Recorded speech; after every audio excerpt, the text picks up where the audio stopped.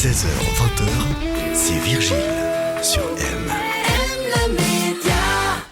Bienvenue sur M, c'est l'heure de parler sport. On entre tout doucement dans l'hiver et qui dit hiver dit forcément activités sportives et notamment les activités sportives outdoor à la montagne. On va parler notamment ski avec notre grande sportive, experte physiothérapeute du sport en mouvement à Lausanne, c'est Véronique Lugrin. Bonjour. Bonjour. Faut-il se préparer pour aller au ski, Véronique ?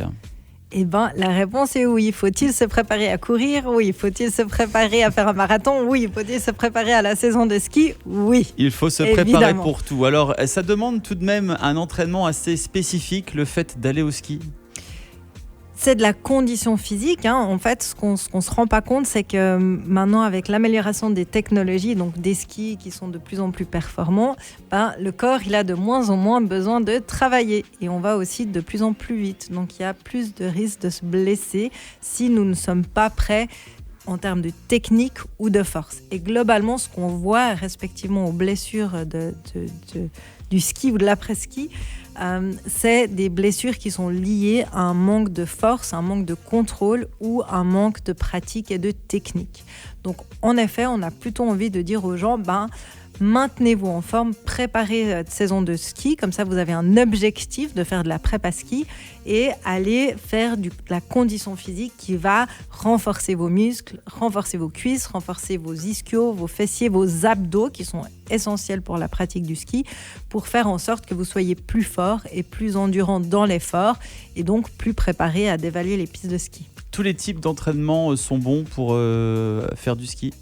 On a envie d'aller préparer la force, comme je le dis, le ski, ça demande beaucoup de force dans les jambes. On a besoin d'avoir des ischios et des quadriceps et des fessiers qui sont forts et qui sont puissants et d'avoir des bons abdos et des bons dos. Donc en fait, il faut une bonne stabilité. Si on veut pouvoir prendre les courbes, il faut avoir une stabilité au niveau du tronc, du haut du corps qui soit bonne et une bonne stabilité en termes de jambes pour avoir la force de contrôler ses skis pour faire des bons virages. Donc on a envie d'avoir une préparation physique qui soit de l'ordre plutôt de l'entraînement physique, donc du circuit training ou du cross-training ou d'autres choses comme ça qui vont faire vraiment une emphase, un point sur la musculation de la préparation spécifique au ski.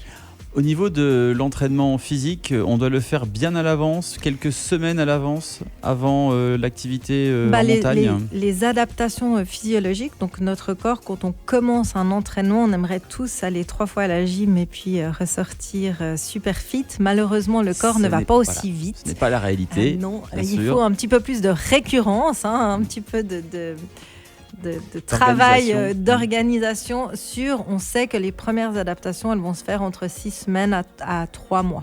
Donc j'ai envie de dire au minimum 6 semaines avant votre saison de ski, préparez-vous de manière hebdomadaire, c'est-à-dire prenez un cours de prépa ski chaque semaine.